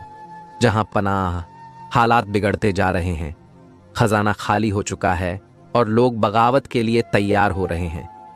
वजीरों ने एक दूसरे की तरफ देखा, जैसे वे सोच रहे हों कि बादशाह को यह सच्चाई कैसे बताएं, लेकिन अब छुपाने का कोई फायदा नहीं था। कभी इस महल में सोने चांदी की थाली में खाना परोसा जाता था, लेकिन अब रसोई में अनाज तक नहीं बचा था। शहजादी और मालिका के लिए महंगे लिबास बनते थे, लेकिन अब वे पुराने कपड़े पहनने पर मजबूर थे। शाही खजाने के सिपाही ने सिर झुकाकर कहा, जहां अपना मुल्क के तमाम खजाने खत्म हो चुके हैं। सोना और जवाहरात बेचकर भी हम सिर्फ कुछ ही महीनों का खर्च निकाल सके। अब देने के लिए कुछ भी नहीं बचा। बादशाह की आंखों में गुस्से और बेबसी का मिला जुला असर था। ऐसा कैसे हो सकता है? इतने बड़े मुल्क का खजाना खाली कैसे हो सकता है? वजीर ने आह भरकर कहा, जहां अपना आपने हमेशा शानो शौकत में जिंदगी गुजारी, फिजूल खर्ची करते रहे, लेकिन कभी सोचा नहीं कि एक दिन ये दौलत भी खत्म हो सकती है। बादशाह ने गुस्से में अपना मुकुट जमीन पर फेंक दिया। बेवकूफ, तुम सब क्या कर रहे थे जब यह सब हो रहा था? वजीरों ने एक दूसरे की तरफ देखा, लेकिन किसी के पास इस सवाल का जवाब नहीं था। बाहर शहर में हालात और भी खराब हो चुके थे। लोगों के पास खाने को कुछ नहीं था। गरीबों के घर उजड़ चुके थे। भूख और प्यास से बेहाल लोग अब महल की तरफ देख रहे थे, लेकिन महल से भी कोई मदद नहीं आ रही थी। धीरे धीरे लोगों ने बगावत करना शुरू कर दिया। महल के दरवाजे पर भीड़ इकट्ठी होने लगी। लोग नारे लगाने लगे, हमें इंसाफ चाहिए, हमें खाना चाहिए। रात के वक्त जब अंधेरा घना होने लगा तो कुछ लोगों ने महल के बाहर आग लगा दी। महल के पहरेदार भी डर कर भागने लगे। बादशाह की हालत बद से बदतर होती जा रही थी। बादशाह ने वजीरों के साथ एक गुप्त दरबार बुलाई। अब क्या किया जाए? अगर हम यहीं रुके रहे तो लोग हमें मार डालेंगे। एक बुजुर्ग वजीर ने सलाह दी, जहां पनाह, हमें दूसरे मुल्कों से मदद मांगनी होगी। हमें किसी अमीर सौदागर से कर्ज लेना होगा ताकि मुल्क को इस हालत से निकाला जा सके। बादशाह ने कड़वे घूंट के साथ सिर हिलाया। बादशाह की हालत अब बेहद खराब हो चुकी थी। महल के खजाने खाली हो चुके थे। फौजियों को महीनों से तनख्वाह नहीं मिली थी और लोगों में भुखमरी फैल चुकी थी। मुल्क के अलग अलग हिस्सों से बगावत की खबरें आ रही थीं। दरबार में मौजूद वजीर और अमीर भी अब बादशाह का साथ छोड़ रहे थे। एक दिन जब बादशाह अपने खास वजीर के साथ दरबार में बैठा था, तभी एक राजदूत पड़ोसी मुल्क से एक पैगाम लेकर आया। बादशाह ने थके हुए लहजे में कहा, कहो, क्या खबर लाए हो?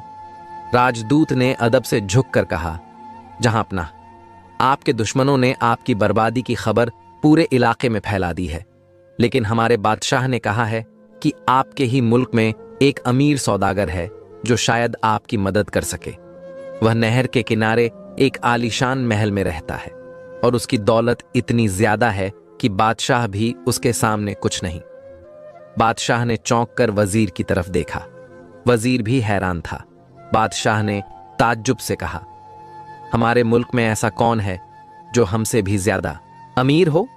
वजीर ने सोचा और कहा, जहां अपना, मैंने सुना था कि हाल ही में एक सौदागर ने नहर किनारे एक बड़ा महल बनवाया है। उसके पास लाल चंदन की लकड़ी और कीमती हीरों का कारोबार है। लेकिन क्या? बादशाह ने अधीरता से पूछा। लेकिन हमने कभी उसकी शक्ल तक नहीं देखी। वह किसी से ज्यादा मेलजोल नहीं रखता, बस कारोबार करता है और अपने काम में लगा रहता है। बादशाह गहरी सोच में पड़ गया। अब उसकी हालत ऐसी थी कि उसे किसी न किसी से मदद मांगनी ही थी। वह अपनी शान और शौकत भूल चुका था। उसने वजीर से कहा, हमें उस सौदागर से मिलने जाना होगा, लेकिन याद रखना, हम अपने असली चेहरे लेकर नहीं जा सकते।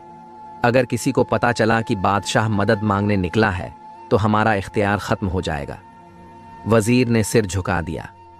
जो हुक्म जहां पनाह। बादशाह और वजीर ने साधारण से कपड़े पहने ताकि उन्हें कोई पहचान ना सके। वे महल से चुपचाप निकले और छोटे से काफिले के साथ नहर की तरफ रवाना हुए। जब वे नहर के पास पहुंचे तो उन्होंने एक ऐसा नजारा देखा जो उनके लिए हैरान कर देने वाला था। नहर के किनारे दूर दूर तक फैले हरे भरे बाग थे और बीच में सफेद संगमरमर से बना एक शानदार महल खड़ा था। उसकी चमक दूर से ही नजर आ रही थी। चारों तरफ पहरेदार तैनात थे और सैकड़ों लोग कारोबार के सिलसिले में महल के बाहर खड़े थे। बादशाह के दिल में अजीब सी बेचैनी थी। क्या वाकई मेरे ही मुल्क में इतना बड़ा सौदागर मौजूद है और मैं अब तक इससे अनजान था? वजीर ने धीमे लहजे में कहा, जहां अपना, ऐसा लगता है कि यह शख्स किसी बादशाह से कम नहीं। इसकी दौलत, इज्जत और ताकत को देखकर अंदाजा होता है कि यह मामूली इंसान नहीं। बादशाह ने गहरी सांस ली। चलो देखते हैं कि यह हमें मिलने की इजाजत देता भी है या नहीं। बादशाह और वजीर जैसे ही महल के बड़े दरवाजे पर पहुंचे, वहां मौजूद पहरेदारों ने उन्हें रोक लिया। रुको, तुम्हें किससे मिलना है? बादशाह ने अपना सर झुकाकर कहा, हम एक मुसाफिर हैं और इस इलाके के सबसे बड़े सौदागर से मुलाकात करना चाहते हैं।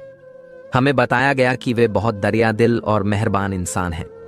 हमें उम्मीद है कि वे हमारी मदद करेंगे। पहरेदारों ने एक दूसरे की तरफ देखा और फिर एक नौकर को इशारा किया कि अंदर जाकर इत्तला दे। कुछ देर बाद नौकर वापस आया और कहा, हमारे मालिक ने इजाजत दे दी है, चलो अंदर आओ। बादशाह और वजीर एक दूसरे की तरफ देखने लगे। वजीर ने धीमे लफ्जों में कहा, हम अंदर जा रहे हैं, लेकिन इस सौदागर की हकीकत क्या है यह अभी हमें भी नहीं पता। बादशाह ने सर हिलाया, चलो देखते हैं कि हमारे मुकद्दर में क्या लिखा है। जैसे ही बादशाह और वजीर महल के अंदर दाखिल हुए, वे दंग रह गए। महल के अंदरूनी हिस्से में शानदार नक्काशी, झूमर, फव्वारे और महंगे कालीन बिछे थे। यहां हर तरफ अमीरी और शानो शौकत नजर आ रही थी। फिर एक बड़े हाल में दो शख्स बैठे हुए थे, एक मर्द और एक औरत। मर्द की आंखों में गैर मामूली तेज था और वह किसी राजा की तरह अपनी जगह पर बैठा था। औरत खूबसूरत और नफासत से सजी हुई थी, लेकिन उसके चेहरे पर गरूर की जगह एक अजीब सा सुकून था। बादशाह और वजीर ने झुककर सलाम किया। मर्द ने मुस्कुराकर कहा, अहले मुल्क हमारे मेहमान होते हैं, बताइए हम आपकी क्या मदद कर सकते हैं। बादशाह को यह आवाज जानी पहचानी लगी। वह गौर से देखने लगा, लेकिन उसने खुद को काबू में रखा। वजीर ने भी अजीब सा महसूस किया, लेकिन चुप रहा। बादशाह ने सर झुकाकर कहा, हम बहुत दूर से आए हैं, हमारी हालत खराब है और हमें मदद की जरूरत है। हमें बताया गया कि आप बहुत बड्ढे सौदागर हैं और दूसरों की मदद करते हैं। मर्द ने हल्की मुस्कान के साथ जवाब दिया, मदद करना हमारा फर्ज है, लेकिन पहले हमें यह जानना होगा कि आप कौन हैं और किस तरह की मदद चाहते हैं। बादशाह ने लंबी सांस ली। अब उसे अपनी मजबूरी और तंगहाली का सच बताना ही था। बादशाह और वजीर सामने बैठे सौदागर और उसकी बीवी को देख रहे थे। दोनों की आंखों में अजीब सा सुकून और रौब था। उनकी दौलत और शान देखकर कोई भी अंदाजा लगा सकता था कि वे किसी आम घराने से नहीं थे। बादशाह ने गहरी सांस ली और अपनी बात शुरू की, हम मुसाफिर हैं और बड़े तंगी के हालत में हैं। हमें बताया गया कि आप बड़े रहमदिल इंसान हैं और जरूरतमंदों की मदद करते हैं। हमारे पास अब कुछ भी नहीं बचा। अगर आप मदद कर देंगे तो हम आपका यह एहसान कभी नहीं भूलेंगे। मर्द ने मुस्कुराकर जवाब दिया, हमने सुना है कि आजकल इस इलाके में एक बहुत बड़े बादशाह की हुकूमत कमजोर पड़ रही है। उनका खजाना खाली हो गया है और उनकी रियाया भूख से मर रही है। उनके अपने लोग ही उनके खिलाफ हो गए हैं। बादशाह की सांसें थम गई। वजीर के चेहरे पर हल्की परेशानी उभर आई। मर्द ने आगे कहा, क्या आप इस बादशाह के इलाके से आए हैं? बादशाह ने निगाहें झुका ली। हां, हम उसी इलाके से हैं। अब की बार औरत ने पहली बार मर्द की तरफ देखा और फिर सामने बैठे दोनों मुसाफिरों को गौर से देखने लगी। उसके चेहरे पर एक अजीब सी झलक थी, जैसे वह कुछ सोच रही हो। और आपका क्या रिश्ता है उस बादशाह से? मर्द ने सवाल किया। बादशाह ने अपनी आवाज को दबाते हुए कहा, हम उसके खास आदमी हैं। ओह, तो आप उसके वजीर हैं। मर्द ने हल्के से मुस्कुराकर कहा। बादशाह और वजीर दोनों के दिल तेजी से धड़कने लगे। शहजादी अब उन दोनों को और ज्यादा ध्यान से देखने लगी। उनकी चाल ढाल, लहजा और आवाज कुछ था जो उसे बहुत जाना पहचाना लग रहा था। फिर उसने देखा कि वजीर की दाएं कलाई पर एक हल्का सा तलवार का जख्म था। यह निशान। शहजादी के होठों से धीमी आवाज निकली। उसने अपनी आंखें मर्द की तरफ घुमाई जो अब भी सवालिया नजरों से बादशाह को देख रहा था।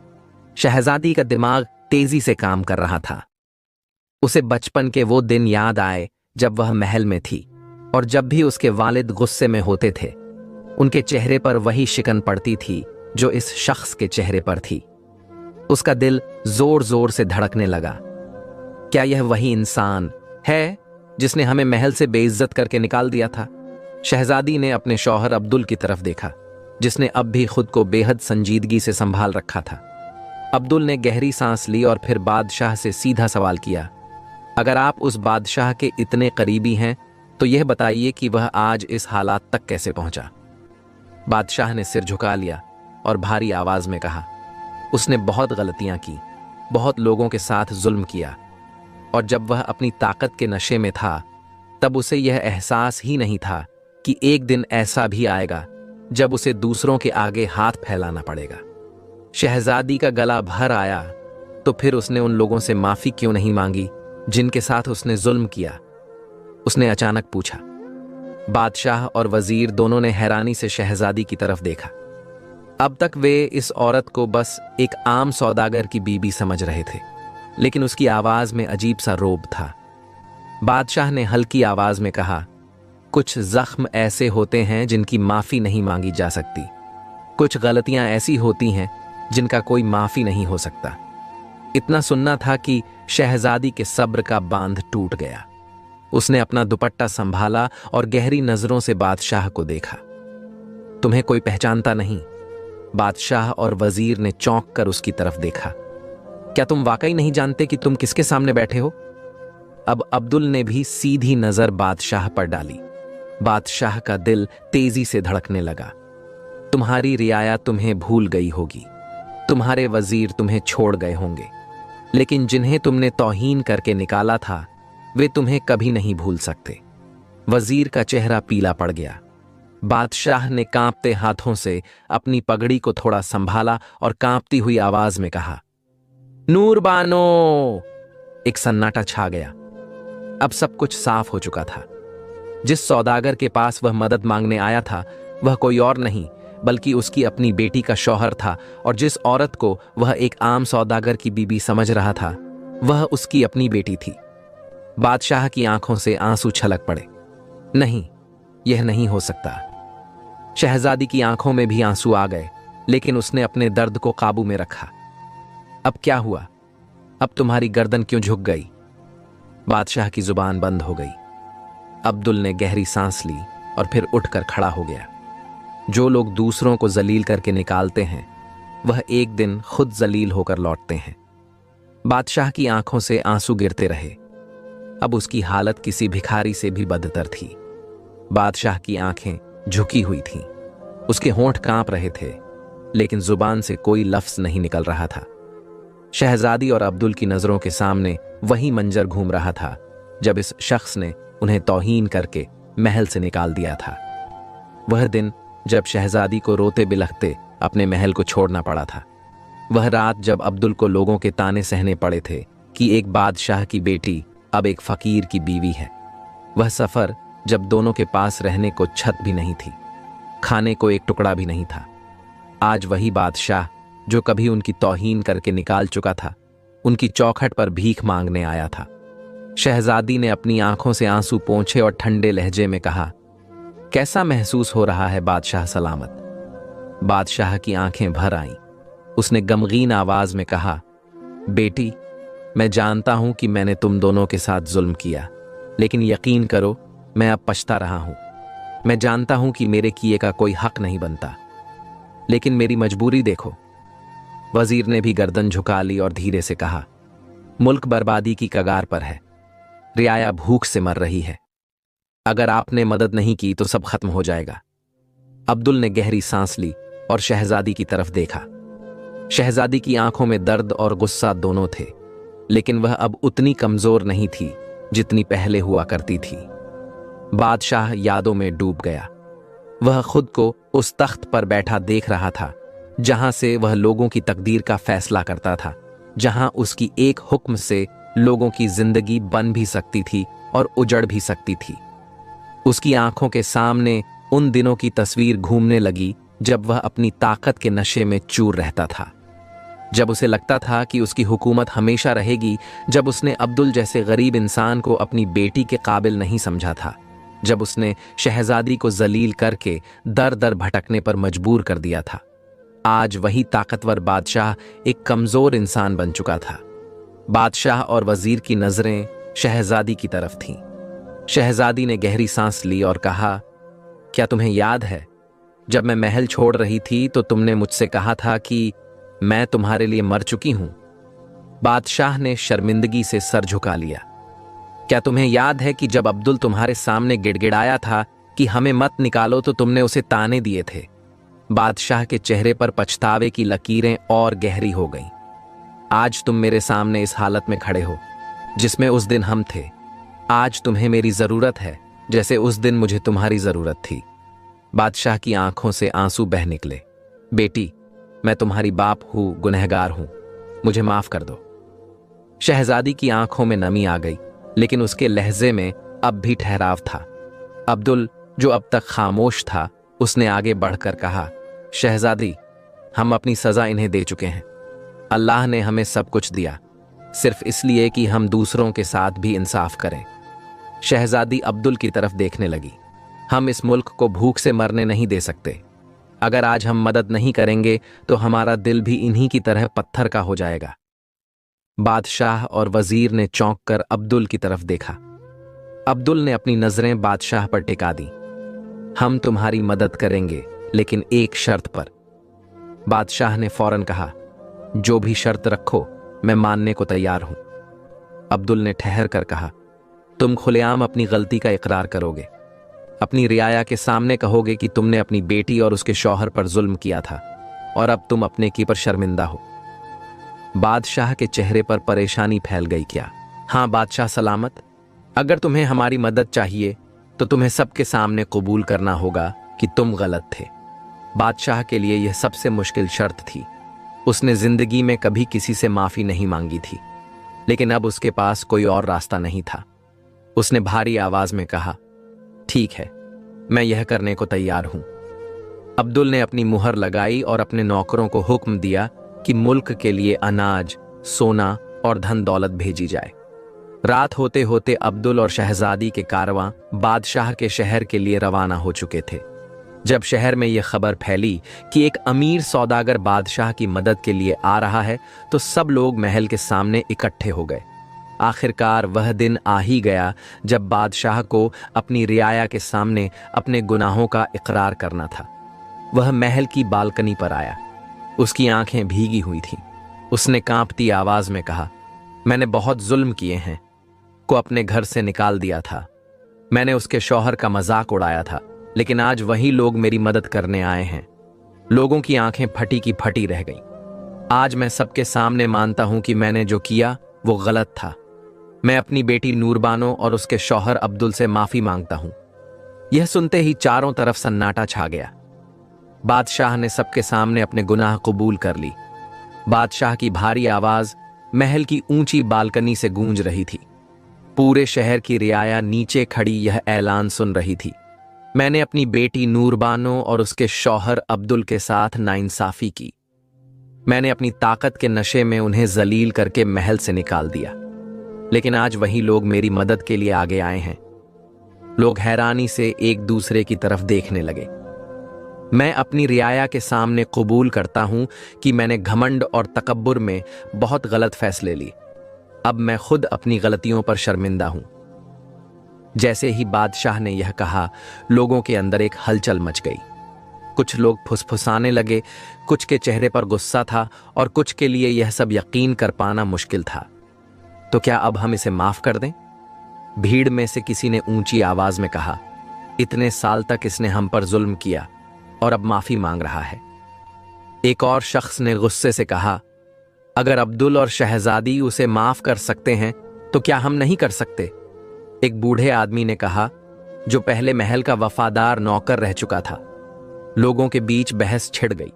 कुछ लोग माफ करने के हक में थे, कुछ अब भी नाराज थे। अब्दुल और शहजादी यह सब देख रहे थे। अब्दुल ने एक ठंडी सांस ली और फिर बादशाह की तरफ देखते हुए कहा, मैंने इस शख्स से नफरत की थी, लेकिन अब नहीं करता। भीड़ की हलचल अचानक थम गई, क्योंकि अगर मैं इससे नफरत करता रहा तो मुझ में और इसमें कोई फर्क नहीं रहेगा। लोगों ने अब्दुल की तरफ देखा। बादशाह सलामत ने अपनी गलती कबूल कर ली। यह भी आसान नहीं था। एक बादशाह का यूं सबके सामने अपना सर झुका देना उसकी सबसे बड़ी हार है। बादशाह ने अब्दुल की तरफ देखा। उसकी आंखों में शर्मिंदगी के आंसू थे। अब्दुल ने एक गहरी सांस ली और ऐलान किया, मैं इसे माफ करता हूं। लोगों में एक और हलचल मच गई। अगर इसने अब्दुल को इतना जलील किया और फिर भी अब्दुल ने उसे माफ कर दिया, तो हम कौन होते हैं इसे सजा देने वाले? कुछ ही देर में भीड़ की सोच बदलने लगी। एक एक कर लोग कहने लगे, हां, हमें भी इसे माफ कर देना चाहिए। अगर अब्दुल ने दिल बड़ा किया है तो हम भी कर सकते हैं। धीरे धीरे गुस्सा कम होने लगा और लोग बादशाह की तरफ हमदर्दी से देखने लगे। बादशाह की आंखें भीग गईं। उसकी जिंदगी में पहली बार ऐसा हुआ था कि उसने अपनी हुकूमत खोई थी, मगर इज्जत बच गई थी। उसने अब्दुल के आगे सर झुका लिया। तुम सिर्फ एक फकीर नहीं थे अब्दुल, तुम एक सच्चे राजा हो। अब्दुल ने मुस्कुराकर उसकी पीठ थपथपाई। बादशाह ने ऐलान किया, आज से मेरी हुकूमत का एक नया दौर शुरू होगा। मैं अब इंसाफ से हुकूमत करूंगा और अपनी रियाया की तकलीफों का ख्याल रखूंगा। लोगों ने खुशी से तालियां बजाई। शहजादी ने अब्दुल की तरफ देखा और कहा, आज मैंने देख लिया कि एक नेक दिल इंसान किसी को भी बदल सकता है। अब्दुल मुस्कुराया और कहा, ताकत जरूरी नहीं होती नूरबानो, असली ताकत दिल की होती है। शहजादी ने उसकी बात से इत्तेफाक किया। महल के चारों तरफ अब खुशहाली थी। लोगों के चेहरे पर खुशी थी। सब जानते थे कि अब हुकूमत में इंसाफ और मोहब्बत का दौर शुरू होने वाला है। बादशाह ने अब्दुल और शहजादी को अपने पास बुलाया। दरबार में सन्नाटा था। हर शख्स जानना चाहता था कि अब क्या होगा। बादशाह ने नरमी से कहा, अब्दुल, तुमने मुझे माफ किया। बेटी नूरबानो, तुमने मुझे माफ किया, लेकिन क्या तुम मेरे पास लौटोगे? नूरबानो ने अब्दुल की तरफ देखा। अब्दुल हल्के से मुस्कुराया और फिर बादशाह की तरफ देखा। नहीं बादशाह सलामत, हमने अपनी एक अलग दुनिया बसा ली है, जहां हमारे दिल को सुकून है। हम अब महल की जिंदगी में वापस नहीं आ सकते। बादशाह को यह सुनकर अफसोस तो हुआ, लेकिन उसने खुद को संभाल लिया। फिर मैं तुमसे एक आखिरी इल्तजा करता हूं अब्दुल, क्या तुम मेरे वजीर बनोगे? यह सुनकर पूरे दरबार में हलचल मच गई। एक फकीर बादशाह का वजीर, दरबारियों में कानाफूसी होने लगी। अब्दुल ने गहरी सांस ली और फिर कहा, नहीं बादशाह सलामत, मैं हुकूमत का हिस्सा नहीं बन सकता, लेकिन हां, अगर आपको मेरी मदद की जरूरत पड़ेगी तो मैं हमेशा हाजिर रहूंगा। बादशाह को अब एहसास हो गया था कि अब्दुल का दिल कितना बड़ा है। कुछ दिनों बाद अब्दुल और शहजादी नूरबानो वापस अपनी हवेली लौट गए। अब वे सिर्फ एक सौदागर नहीं थे, वे एक मिसाल बन चुके थे। उन्होंने अपने कारोबार को और बढ़ाया।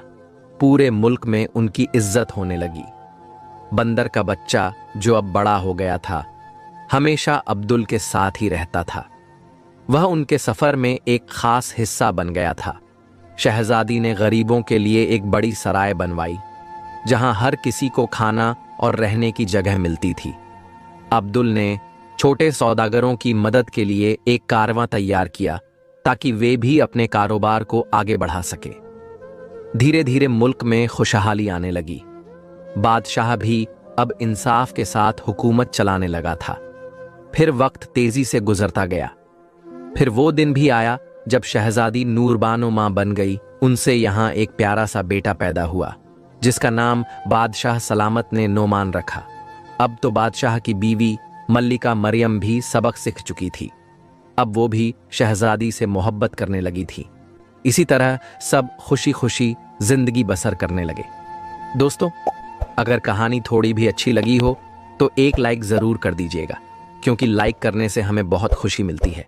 आपके एक लाइक से हमें यह लगता है कि हमारी मेहनत आपको पसंद आई है। और हाँ, लाइक करने से YouTube इस वीडियो को और भी लोगों तक पहुंचाता है। और हाँ, आप हमारी वीडियो कहां से देख रहे हैं, हमें कमेंट में अपना देश, शहर, नाम और अपने प्यारे गांव का नाम लिखकर जरूर बताइए, ताकि हमें यह पता चल सके कि हमारे वीडियो को कौन कहां से देख रहा है। हमें यह देखकर बहुत खुशी होती है कि हमारी वीडियो को हिंदू, मुस्लिम, सिख, ईसाई, हर धर्म के लोग देखना पसंद करते हैं। इसी तरह से हमारा हौसला बढ़ाते रहिएगा। आप सभी के प्यार और सपोर्ट का बेहद शुक्रिया। आप सभी के प्यार भरे कमेंट्स का दिल से धन्यवाद। मिलते हैं एक और अगली कहानी में। तब तक के लिए अपने और अपनों का ख्याल रखिएगा। अल्लाह हाफिज।